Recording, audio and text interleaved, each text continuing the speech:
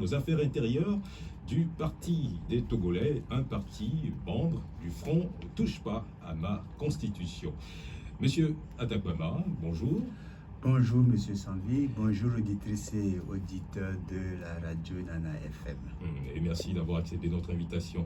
Vous aussi qui nous écoutez, le 91 09 71 71 et le 96 58 58 sont à votre disposition pour partager avec nous vos préoccupations. Et ce sera avec la complicité technique de Georgette Coulset qui assure la mise en onde. Bienvenue dans le débat de Nana FM.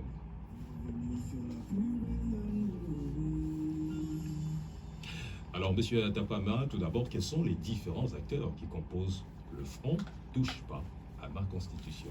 Le Front Touche pas à ma Constitution est composé d'organisations de la société civile, de partis politiques, de regroupements de partis politiques et d'organisations de la société civile, et puis de personnalités en leur nom propre. Donc, il y a par exemple l'ASVITO, l'association qui lutte contre les tortures au Togo, vous le savez. Il y a Kodi Togo, il y a la Ligue togolaise des droits de l'homme, il y a le mouvement Togo souverain, qui est lui-même constitué d'ensemble Togo et du Front Togo souverain.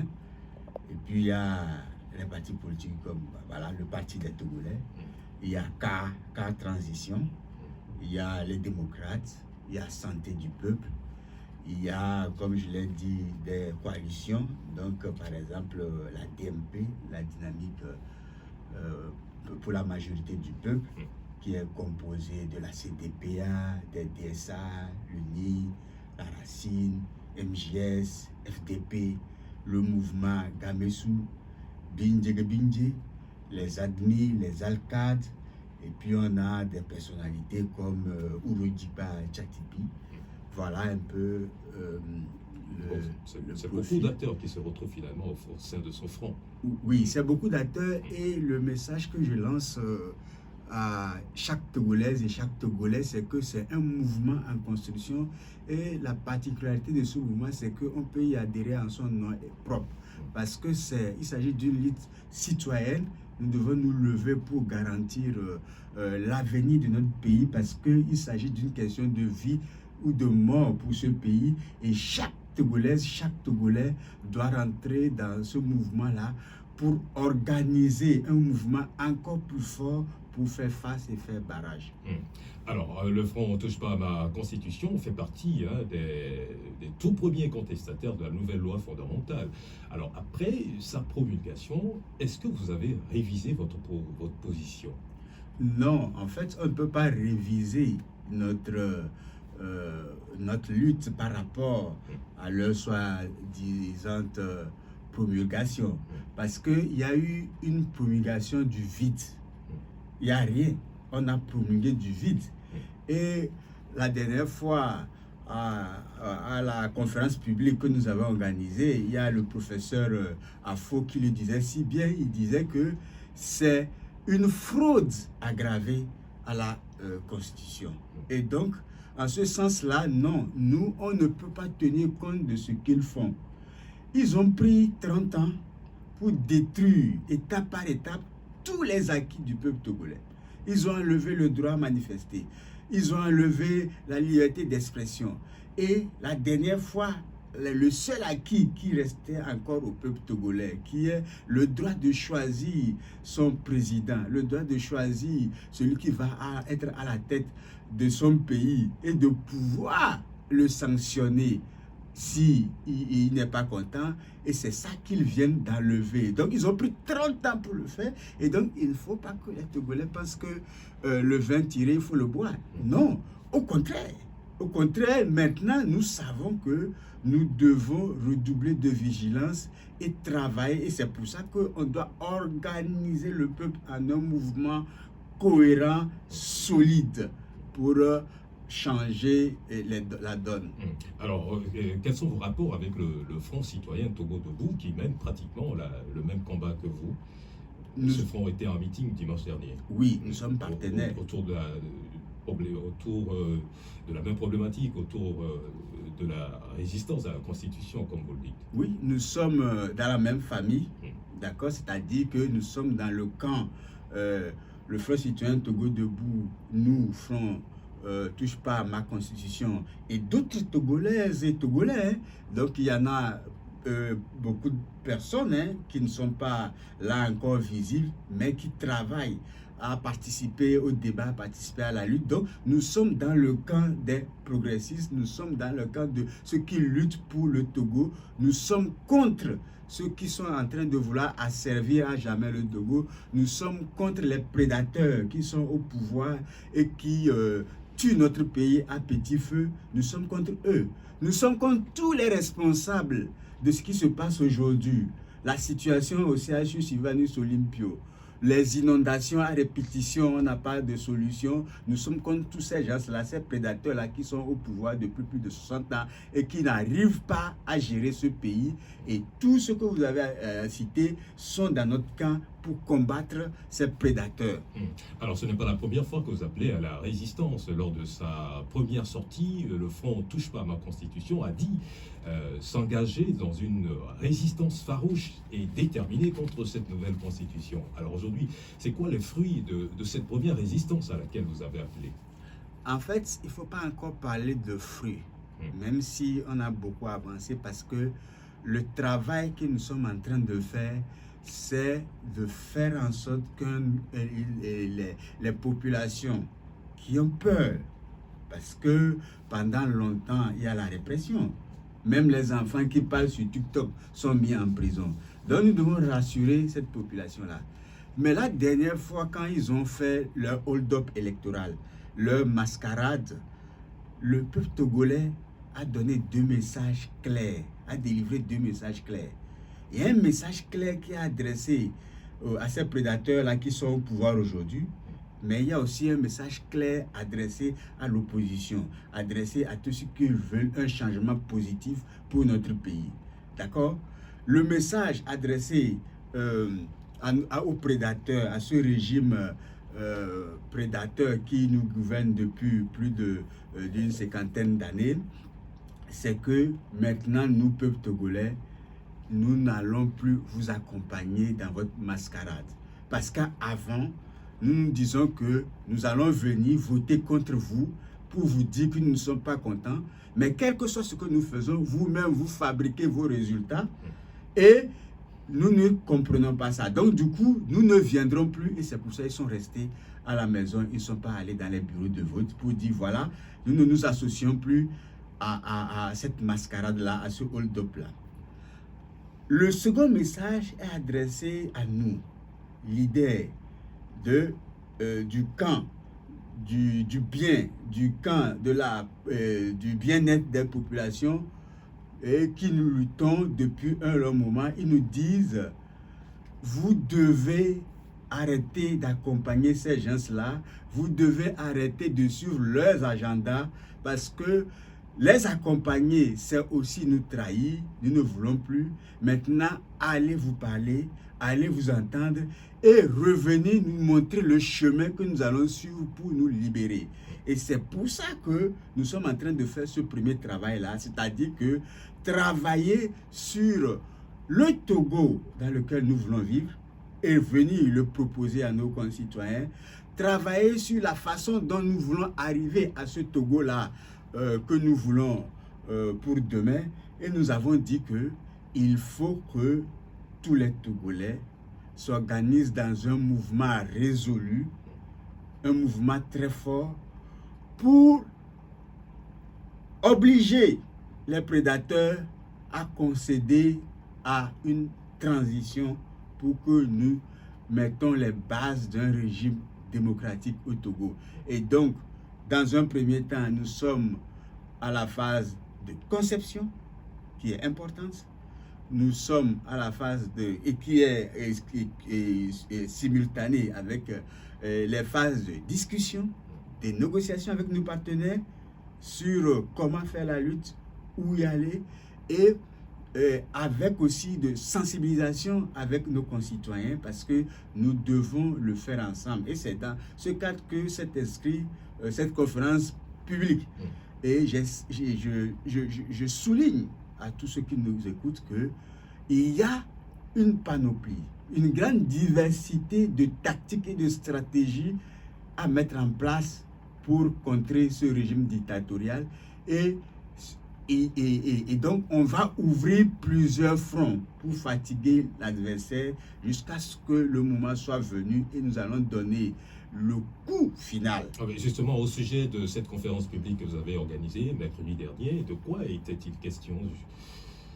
Oui, et cette conférence publique... Vous l'avez organisée sur les enjeux de la Constitution. Sur les enjeux de la Constitution, et ma foi, c'était très instructif.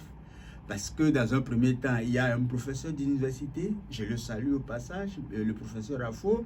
Je pense que si plus de profs d'université, de constitutionnalistes prenaient leurs responsabilités, ça sera bien pour notre pays. Donc j'encourage tous les autres à prendre leurs responsabilités parce que jusqu'ici, ceux qui s'étaient, prononcés ne l'avaient pas fait réellement par rapport, parce que vous voyez, il y avait eu un semblant de débat à la TVT, et le jour-là, vous avez vu plusieurs constitutionnalistes, au moins 6 ou 7. Vous qualifiez de semblant de débat. C'était un débat.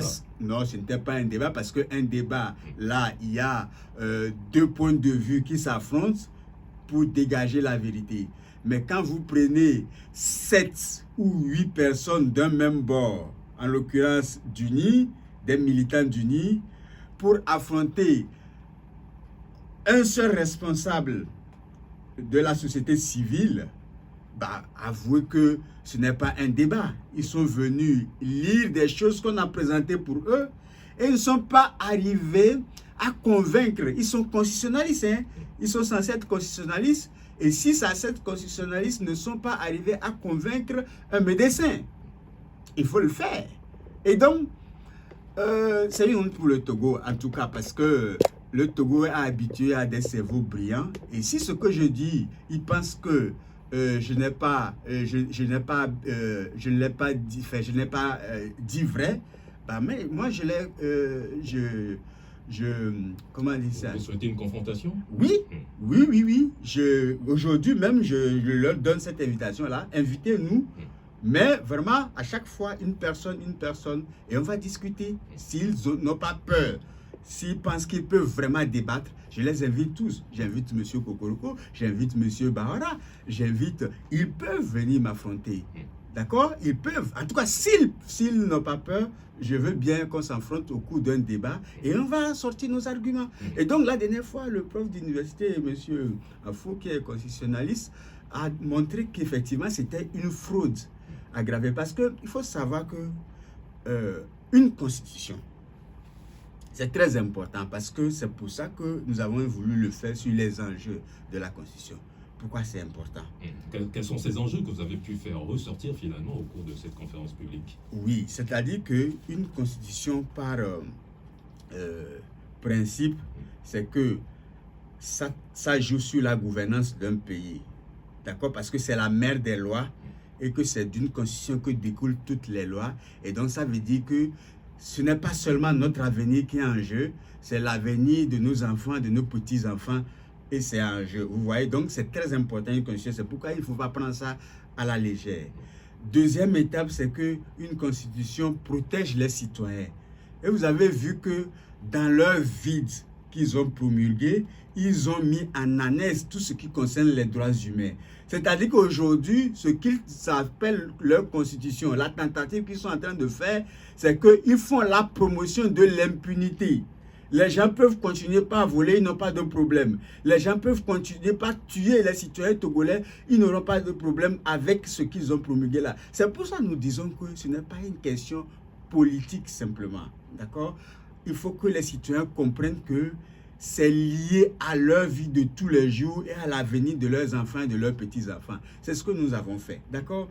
Et une constitution est importante pour le bien-être de la population parce que il faut que les gens comprennent que la façon dont le pays est gouverné dépend de ce qui est inscrit dans la Constitution et donc de leur bien-être puisque, et c'est ça qui met le lien entre les inondations à répétition que nous avons, la situation compliquée que nous avons au CHU Tokouin, Oui, on a fait des images et les gens ne sont même pas inspirés de faire profil bas devant tant de problèmes. Tout le monde connaît la situation au CHU Sylvanus Olympio. Et c'est ces gens-là qui se lèvent et disent, ils portent plainte contre un média international parce qu'ils ont fait des images. Mais pourquoi ils ne disent pas que ce qu'on a montré est faux? Est-ce que ce qu'on a montré est faux? Est-ce que ce qu'on a montré est bidouillé? Est-ce que c'est des vraies images ou ce n'est pas des vraies images? Mais c'est comme on dit dans les quartiers, c'est qu'il y a des gens, ils sont nés après la honte.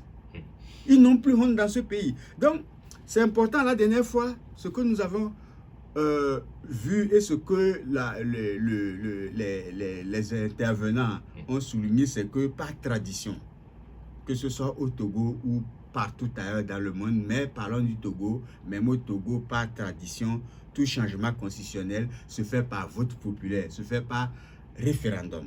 Et ce n'a pas été le cas la dernière fois. Mais on nous dit nous sommes à la 5e République, mais les autres républiques, le passage, il a fallu passer à d'autres républiques. On est passé de la 1re République à la 2e République, après à la 3e République, après à la 4e République. Et à chaque fois, il y a eu un référendum. Mais même au temps sombre de son père, le général Eyadema, il a organisé un référendum pour asseoir sa constitution. D'accord? Mais on va plus loin même, au moment où, après l'indépendance, quand Sylvanus Olympio, pour célébrer il a été retrouvé, voulait changer de constitution, il avait la majorité absolue au Parlement. Mais il n'a pas fait au Parlement. Sur une constitution, on dit, nous, peuple togolais, mais si vous ne faites pas de référendum, depuis quand les députés sont le peuple togolais? C'est pas référendum, pas tradition, d'accord? Donc c'est pour ça qu'il faut comprendre que c'est une fraude aggravée. Deuxième chose, oui, je le disais tout à l'heure, leur vide qu'ils ont promulgué, d'accord, affaiblit toutes les protections. Ça casse toutes les protections qu'on avait mis contre les abus de pouvoir. Ça casse toutes les protections qu'on avait mis pour les droits humains. Donc, ça veut dire qu'ils savent très bien ce qu'ils font et c'est dangereux pour notre pays parce que ce changement unilatéral va créer un dangereux précédent et ce n'est pas bon pour le mieux vivre. Alors, vous avez souligné tout à l'heure dans votre intervention cette désaffection des populations ou du peuple par rapport vis-à-vis de la chose politique. Alors, et vous décidez à présent de vous rapprocher davantage de ces populations pour regagner leur confiance. Comment va se mener ou va se faire cette opération de proximité? Oui, comme vous l'avez dit, c'est une proximité, c'est-à-dire que dès maintenant, nous allons dans les quartiers, dans les maisons, sur les marchés. Nous voulons parler au peuple, regagner cette crédibilité-là que nous avons perdue parce que oui, il faut le reconnaître, nous, leaders de l'opposition, nous avons péché à un certain nombre d'égards parce que je ne veux pas prononcer de grands mots, mais nous avons fait beaucoup d'erreurs. Parce que à plusieurs rendez-vous, le peuple était présent. À plusieurs rendez-vous, le peuple a fait sa part. Et nous, on n'a pas su utiliser cette mobilisation-là pour transformer ça en victoire. Et c'est pour ça que je dis toujours aux uns aux autres, la mobilisation du peuple, c'est important. D'accord? C'est nécessaire, d'accord, mais elle n'est pas suffisante. Et c'est pour ça que nous devons travailler le leadership. Quand je dis travailler le leadership, je ne parle pas de personne. Je parle de la façon dont nous allons mener la lutte. Alors, nous allons marquer une courte pause et juste après, nous serons suspendus aux lèvres de nos auditeurs sur le 91 09 71 71, le 96 61 58 58. À tout de suite. Pour les contestataires de la nouvelle constitution, pour se faire entendre et avoir gain de cause, c'est le sujet qui nous intéresse aujourd'hui et nous en parlons avec Nimdewa Atakpama. Il est délégué national aux affaires intérieures du Parti des Togolais, un parti membre du Front Touche pas à ma constitution. Et maintenant, l'antenne est à vous, auditeurs et auditrices. Vous pouvez déjà intervenir pour exprimer vos préoccupations à notre invité. Et c'est sur le 91 09 71 71 96 61 58 58. Nous avons le premier auditeur. Alain Femalo. Allô. Bonjour. Bonjour, monsieur. Oui, c'est monsieur Michel. Michel. Bienvenue dans le débat. Merci. Bonjour à l'invité. Bonjour, monsieur Michel de Zanguera. Moi, ce qui me chiffonne dans cette affaire, c'est que lorsqu'on veut réviser un texte, ça signifie changer le texte. Moi, c'est ça que je ne comprends pas. Tous les grands professeurs, je ne veux même plus les appeler grands, les professeurs d'université se mettent devant pour expliquer ça. Comment est-ce qu'on peut comprendre ça?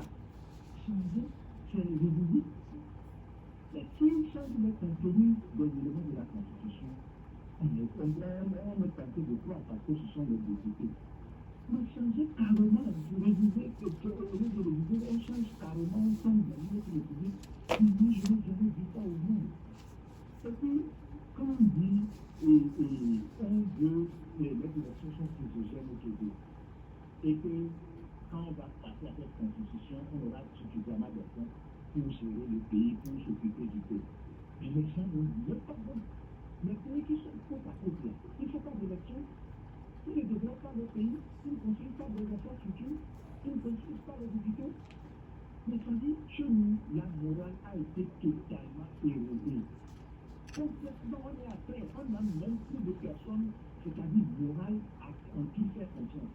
Et quand les députés disent que les opposants aussi ont fait des erreurs et tout ça là, moi je ne savais pas d'accord pour cette histoire de erreur. Mais comment est-ce que quelqu'un qui n'est pas au pouvoir fait des erreurs? Alors que l'autre qui est au pouvoir, il fait fi de toute moralité et il marche sur les gens, il prend des opposants, comment on appelle, marchands, et il marche sur le feu. Oui, monsieur Michel, Oui. vous estimez qu'il faut forcément être au pouvoir pour faire des erreurs?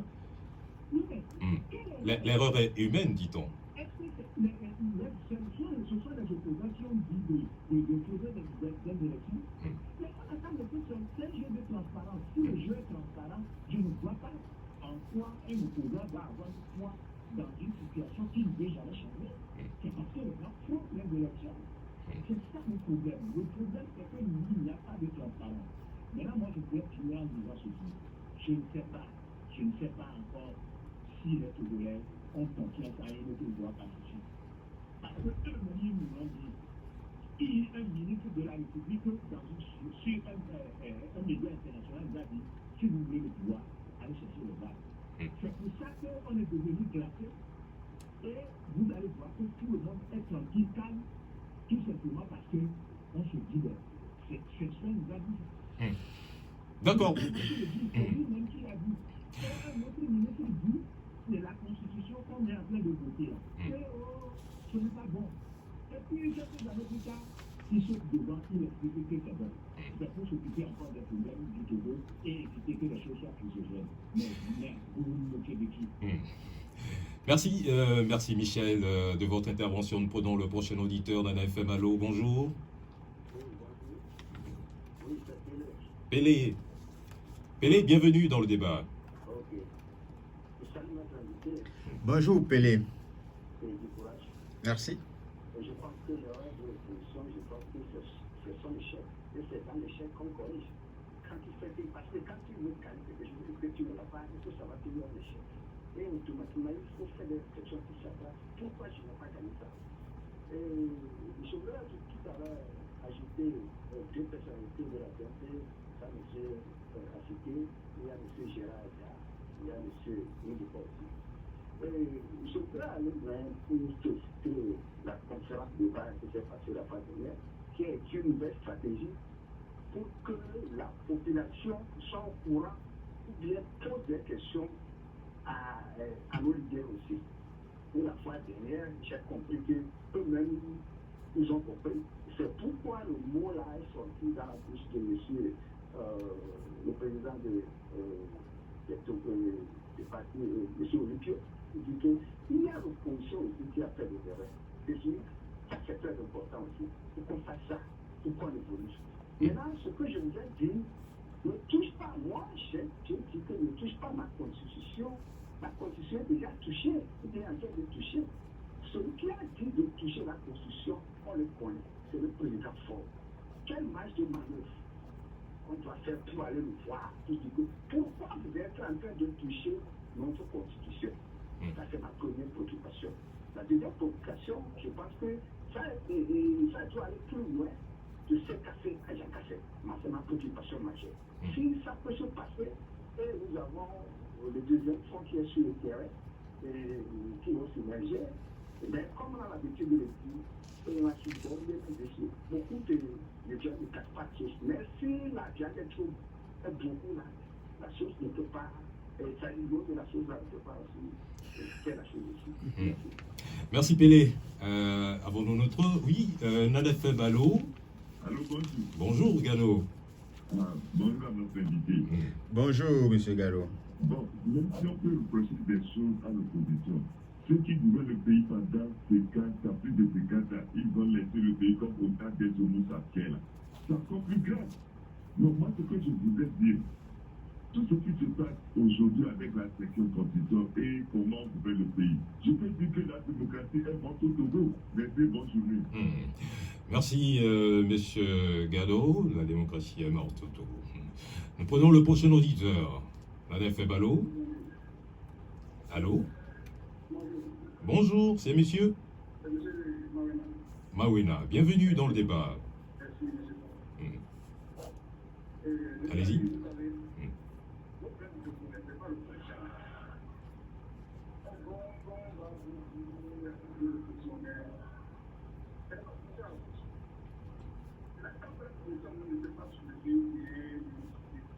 C'est pas conscient de ce qui se passe. C'est pas une opposition qui va encore être devant et va la dire, ça va aboutir. Non. C'est nous-mêmes, la population, qui a un moment quelque chose quoi. Pour que ça ne pas changer. C'est ça. Donc, on va pouvoir viser l'opposition. On va dire qu'on le pareil.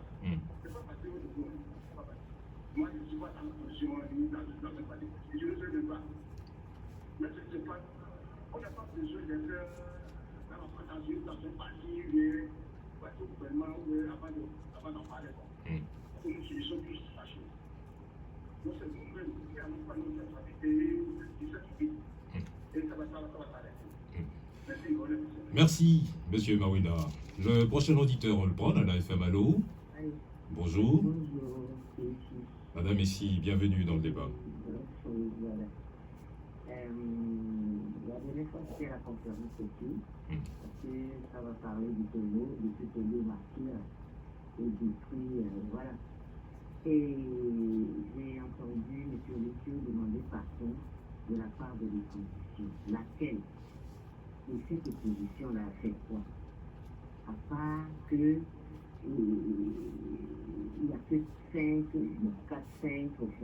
partis d'opposition qui combattent plutôt un seul, le seul qui est dominant. Il faut dire ce qu'il y a maintenant, jusqu'au comble de 2020, où l'opposition s'est regroupée dans un truc, et puis comme la DMK, et qui ont persécuté plutôt l'ANC qui n'a rien fait. Qu'est-ce que ce parti a fait? Moi, je ne suis pas ANC, mais je n'aime pas l'injustice. Et il faut qu'on s'attaque. Aussi, le parti de M. Akapama, personne n'a réagi parmi les 120 partis politiques pour dire stop. C'est peu des dérives pour que vous faites ce truc-là qui affaiblisse l'opposition. Voilà, ce parti est dominant. Pourquoi les autres ne s'allient pas derrière ce parti pour qu'on en finisse depuis 90, depuis 80, 2005, tout ça là? Pourquoi? L'opposition n'a rien fait. Moi, je vais dire aussi que l'opposition n'a rien fait. C'est pas l'opposition qui braque ses votes avec des chars. On a dit un mandat de 5 ans. Les gens n'ont qu'à les respecter. On ne sera pas dans cet état-là. Voilà. L'opposition n'a rien fait. Moi je suis pas pour ce langage-là. Merci. L'opposition n'a rien fait. L'opposition n'a commis aucune erreur, selon Madame Messi. Alors nous allons mettre un terme aux appels et répondre aux préoccupations de nos auditeurs ici et évoluer avec le débat. Alors nous commençons avec Madame Messi. Elle a dit avoir entendu Monsieur Olympio demander pardon de la part de l'opposition. Elle se demande de quelle opposition il s'agit. D'accord. D'abord, je voulais dire à chaque Togolaise et chaque Togolais qui m'écoute, l'opposition, c'est-à-dire que si vous êtes aujourd'hui au Togo et vous êtes révolté contre tout ce qui se passe, vous êtes indigné par tout ce qui se passe, vous avez des problèmes pour manger à votre faim, vous avez des problèmes pour amener vos enfants à l'école, vous avez des problèmes pour habiller convenablement vos enfants, vous avez des problèmes d'inondation, vous êtes indigné par tout ça, vous êtes de l'opposition. Il faut se sentir de l'opposition. Maintenant, la dernière fois, M. Olympio parlait en tant que leader politique. D'accord? Et oui, il n'a pas reçu mandat de qui que ce soit pour parler à leur nom. Mais en tant que leader, en tant que leader de l'opposition, nous disons responsables. Et nous prenons même la responsabilité de tout ce qui s'est passé avant nous. Vous savez, moi, je me suis engagé en politique, ça fait un moment, mais ce n'est pas si longtemps. Je n'étais pas là en tant que leader il y a 30 ans, depuis qu'il y a eu la lutte a commencé. Mais en tant que leader aujourd'hui, je suis héritier de tout ce mouvement-là, de toute cette lutte-là. Et j'ai un attachement particulier à tous ces aînés qui ont lutté d'arrache-pied, qui ont travaillé dur et qui nous ont donné quelques acquis qu'aujourd'hui nous avons le devoir de nous battre pour reprendre, parce qu'on nous les reprend un à un. Maintenant, il faut sortir de cette histoire-là il y a tel qui est populaire, il faut s'aligner derrière lui. Pourquoi vous ne vous alignez pas derrière l'ANC, par exemple, pour mener la lutte, c'est ce qu'elle demande? Nous avons toujours travaillé avec tous les partis et aucun parti politique au Togo ne peut dire qu'il a des problèmes avec le parti des Togolais. D'accord? Nous avons toujours travaillé avec tout le monde et à chaque fois qu'il y a des tentatives de regroupement, nous jouons bien les rôles pour cimenter les uns et les autres. Mais sortons de c'est-à-dire que nous allons même chercher, parce que en fait, nous ne sommes pas en démocratie.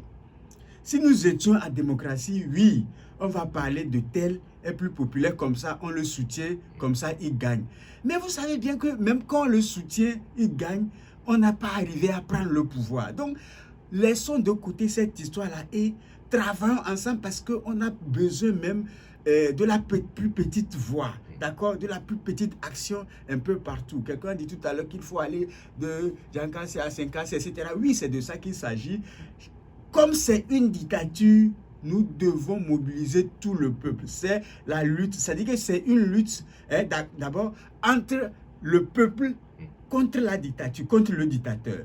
Ce n'est pas une lutte comme si on était en démocratie. Donc, c'est pour ça qu'il ne faut pas faire l'anagame là.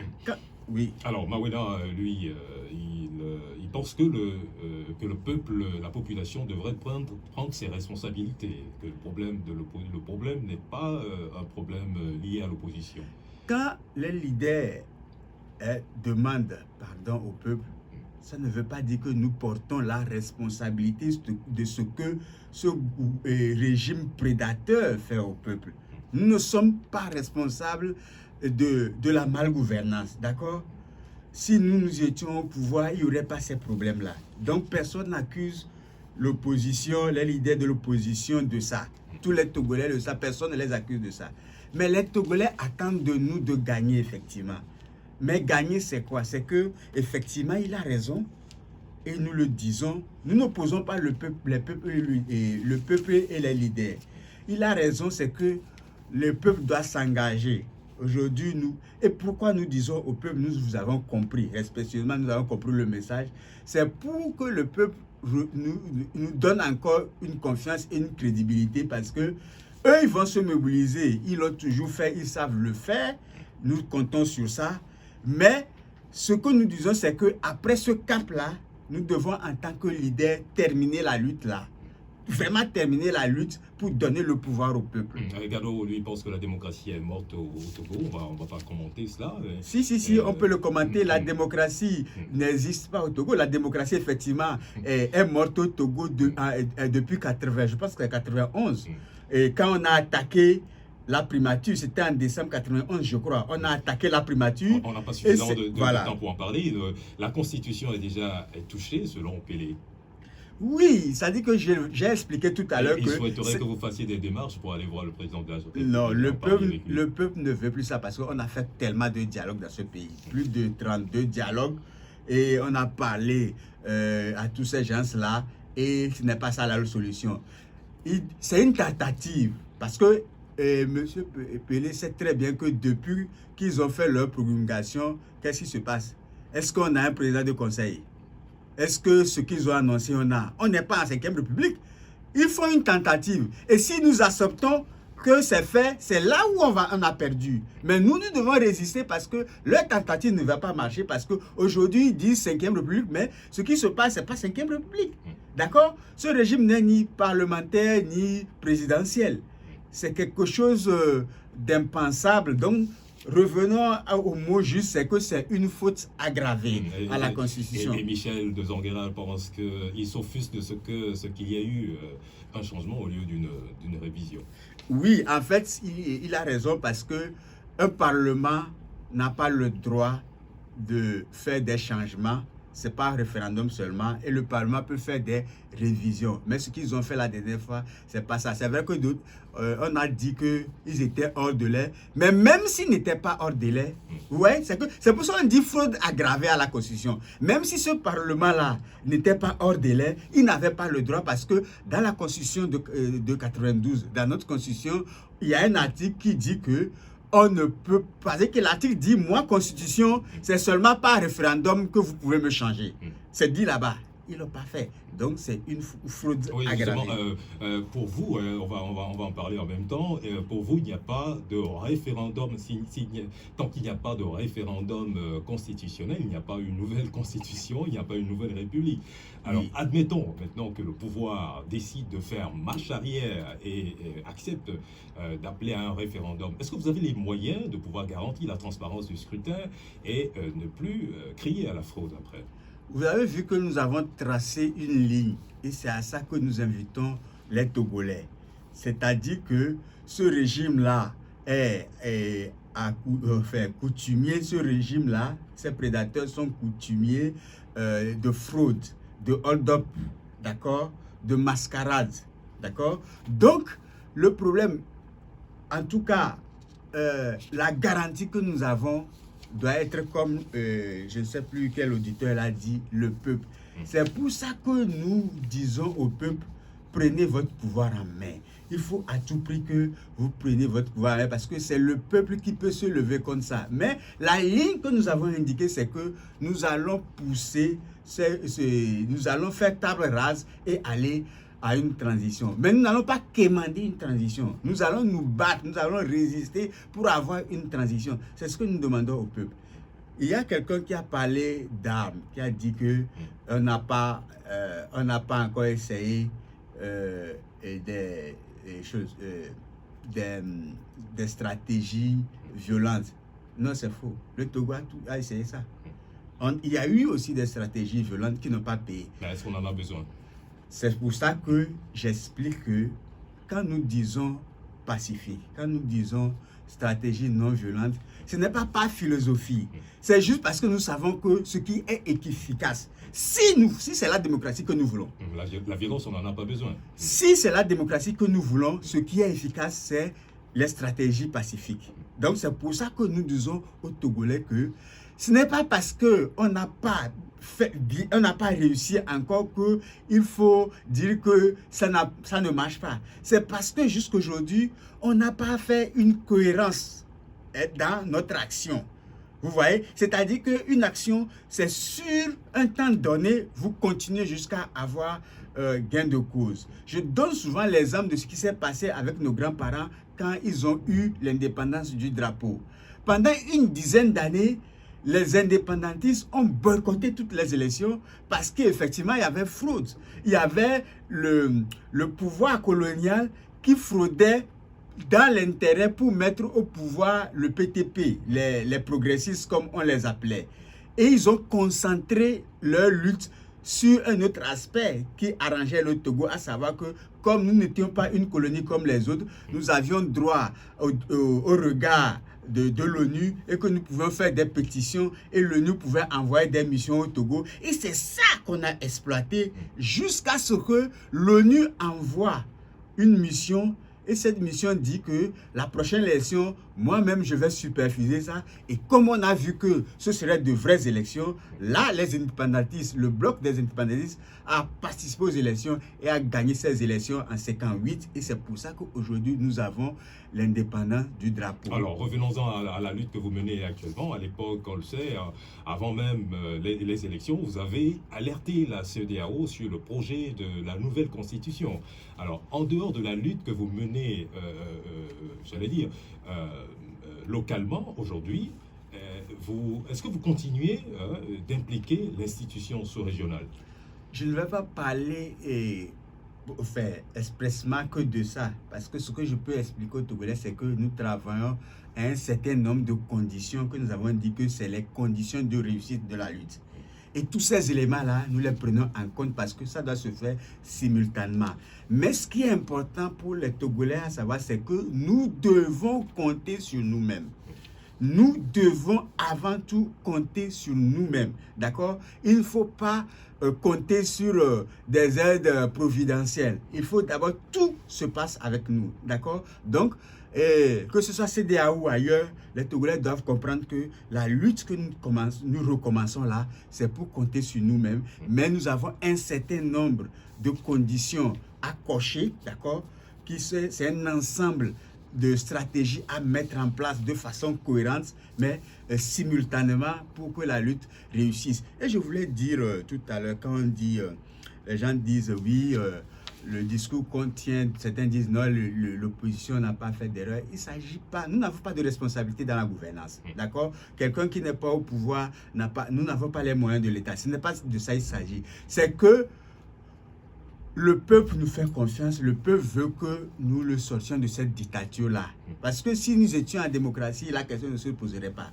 Et donc, jusqu'alors, nous n'avons pas encore réussi à le faire parce que nous avons fait des erreurs qu'on pouvait éviter dans la lutte. Malheureusement, nous sommes rattrapés par le temps. Nous devons rendre l'antenne. Merci à vous, Nimdewa Atakpama. Vous êtes délégué national aux affaires intérieures du Parti des Togolais, un parti membre du Front Touche pas à ma constitution. Le débat du Nana FM se referme ainsi. Merci à vous tous qui nous avez suivis. Merci à Josette Cousset pour sa complicité technique. Au micro, je suis Émile Sanvi. Très bonne suite des programmes de votre radio.